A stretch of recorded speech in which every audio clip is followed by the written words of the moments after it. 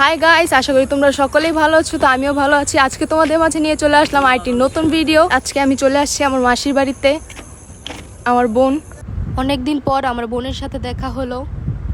আমরা হাঁটতে হাঁটতে চলে আসছি ফুচকা স্টলে। এখানে আমি, আমার বোন এবং আমার মা বসেছিল এবং আমার মাসি দাঁড়িয়েছিল। এই তো গাইস, এখানে আমাদের ফুচকাও চলে আসছে। অনেক অনেক বেশি মজাদার ছিল গাইস। তোমরা তো জানোই মেয়েরা ফুচকার অনেক বেশি পাগল। এখানে আবার আমরা চলে আসছি ভাইরাল টি স্টলে।